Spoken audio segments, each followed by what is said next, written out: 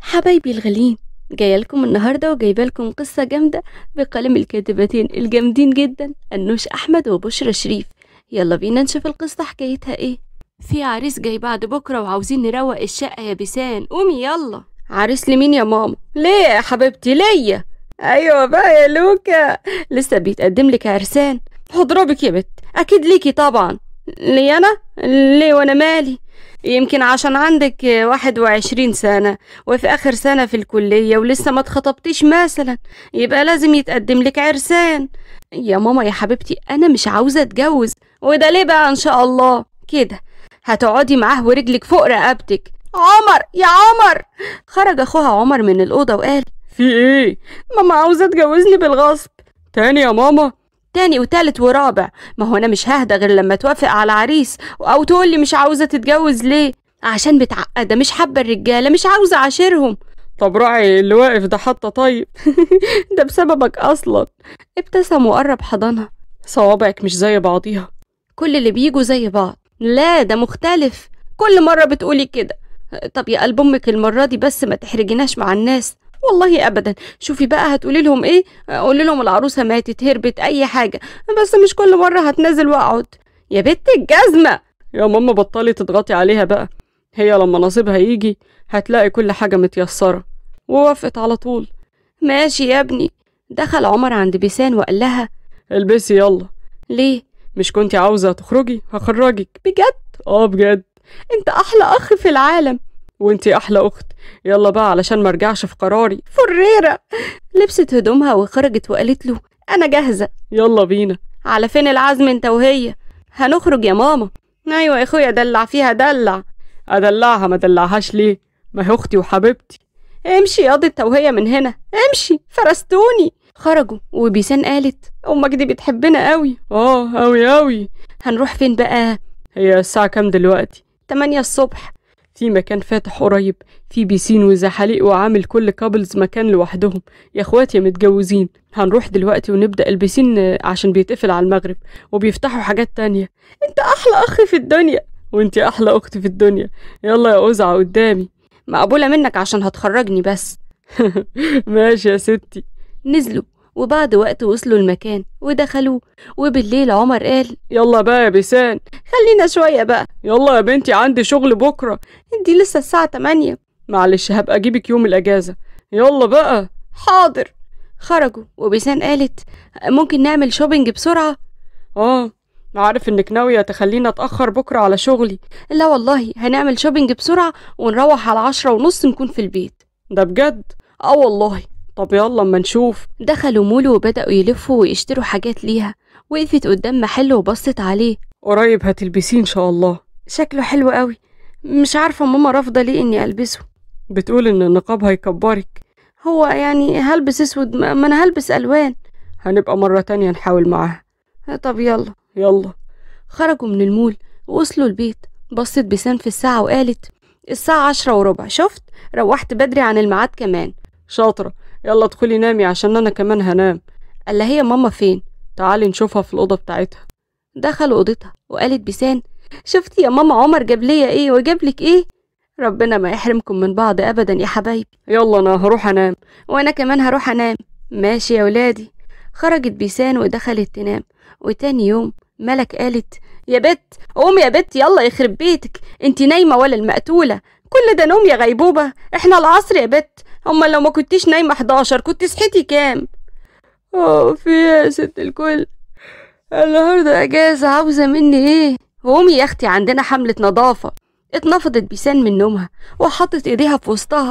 نعم نعم يا حبيبتي. تنظيف ايه؟ هو انتي والجامعة اشتريتوني وانا معرفش؟ مالك يا بت؟ كل ده عشان بقولك ننظف عشان جايلنا ضيوف. ضيوف ايه يا ام ضيوف؟ هو في حد يعرفكم اصلا؟ وبعدين حرام عليكم، انا طالع عيني طول الاسبوع وحتى يوم الاجازة مستكترة عليا. ملك سقفت وقالت: الله عليك يا فنانة. يلا يا اختي تعالي ورايا، عندنا شغل يا بت. انا عارفة اني مش هخلص منك النهاردة وربنا عالظالم. بتقولي حاجة يا بت؟ لا لا ولا حاجة ولا حاجة خالص، ده انا بدعيلك. طب يلا يا اختي عشان الضيف جاي على العصر. ضيوف ايه اللي بتيجي في عز الحر دول؟ كشفت راسي ودعيت عليكم بالعربي والانجليزي والفرنساوي، يا عيلك احيانا ما فيهاش فرح واحد. لا ما هو الدور عليك يا قمر. لا اكسكيوز مي بقى يا ست الكل، هو مين الضيف اللي مصحياني بدري عشان اروق له؟ الدكتور سيف ابن خالتك منى جاي من بره. وهو انت مصحياني كل ده عشان ابن اختك؟ حسبي الله ونعم الوكيل. وبدأت تركز في الاسم. فلاش باك. بيسان قالت سيفو خدني معاك، انا عاوز العب معاك، ما تسيبنيش لوحدي. انتي مجنونه؟ اخدك فين بالشكل ده؟ ده انتي تخوفي صحابي. ايه شكل اسنانك اللي فوق بعض دي؟ ولا شكلك اللي يخوف وشعرك المنكوش؟ بيسان قعدت تعيط. انا مش عايزه العب معاك تاني، انت شرير. ايوه انا شرير؟ روحي من هنا يا بت، جاتك القرف. انتي مفيش حد هيحبك بشكلك ده، كل الناس هتخاف منك. ومشي سيف وقعدت بيسان وفضلت تعيط. باك للوقت الحالي. هو انا بقى اروق عشان الولد ده؟ لا مستحيل ابدا، مستحيل يحصل. هو ايه اللي جايبه ده اصلا؟ بيسان. ايوه يا ماما، يوه حاضر. وخرجت وبدأت تروق مع ملك. وبعد وقت خلصوا. انا هدخل انام بقى. تنامي ايه يا بت؟ ابن خالتك قرب يوصل ويجي. ما يوصل ويجي، هو انا العربيه اللي هتجيبه؟ بقولك يا ماما، انا ساعدتك وروقت معاكي، اكتر من كده نو. سلام عليكم. يا بت استني، البسي عشان تستقبليه معايا، عمر يبقى يستقبله معاكي. وسابته ودخلت. اعرف ليه ما بتحبيش ابن خالتك كده. جوه بيسان خدت شاور ونامت على السرير وقالت قال ايه هستناه؟ هو ده اللي ناقص، ما اروح اجيبه من المطار بالمره. بعد دقايق كانت راحت في النوم. في المطار كان واقف عمر وقلب غضب. يعني اغيب يوم وتاني يوم اخد اذن؟ ده ايه ده يا رب ده؟ قرب سيف منه وقال انت عمر؟ انت سيف؟ ايوه انا. هعمل ايه؟ الحمد لله. وانت؟ كويس. يلا نمشي يلا. خرجوا وركبوا العربية واتحركوا على البيت. بعد وقت وصلوا ونزلوا وطلعوا. رن عمر الجرس وفتحت ملك. سيف يا حبيبي وحشتني. وانت كمان يا خالته وحشتيني اوي. ادخلوا. دخلوا جوه وعمر قال هي فين بيسان؟ نايمة. كل ده؟ لا هي صحيت ونامت تاني. طب انا هدخل اشوفها. ماشي. دخل عمر عند بيسان. بيسو اصحي. انا عايزة انام بقى. اصحي اقعدي معانا وناكل وبعدين نامي. هي الساعة كام؟ 6. حاضر هقوم. يبقى البسي الحجاب. ليه هو وصل؟ يا ستي. طيب. خرج عمر وملك قالت هي فين؟ هتلبس وتيجي تاكل وهتنام تاني. واللي هيصحيها بقى؟ ما خليها نايمة. انا صحيتها يا ماما، هتقعد معايا شوية وناكل وهننام انا وهي. بصيت له ملك بغيظ. لا امي، انا امبارح كان يوم متعب بقى، فسيبينا ننام. ادخل غير يا عمر.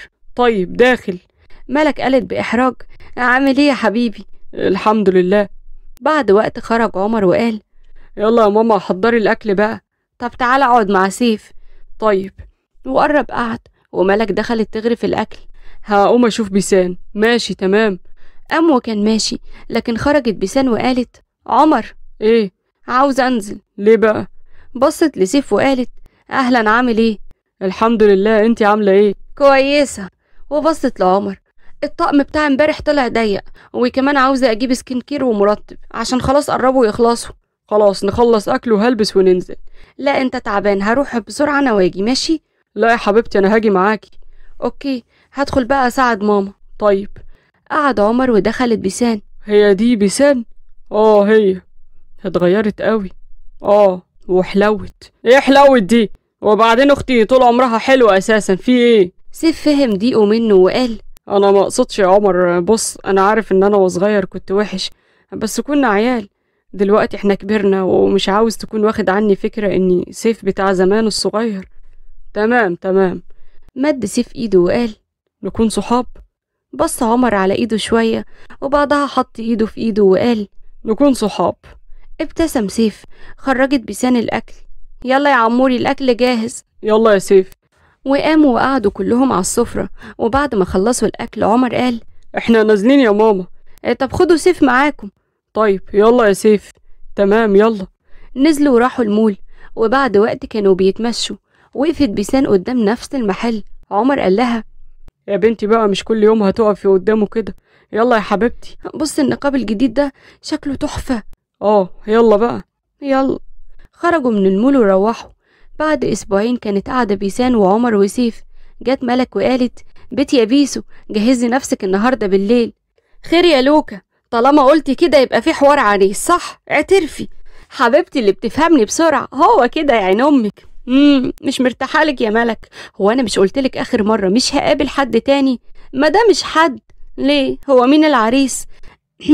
ابن عمك عطوة الجزار اللي على أول الشارع. نعم نعم نعم، أنا بيسو بنت الحاج صالح، أتجوز ابن جزار الحمير ده؟ بت اقفي معوجة واتكلمي عدل. هتقعدي معاه يعني هتقعدي معاه. سيف قلب غمزة.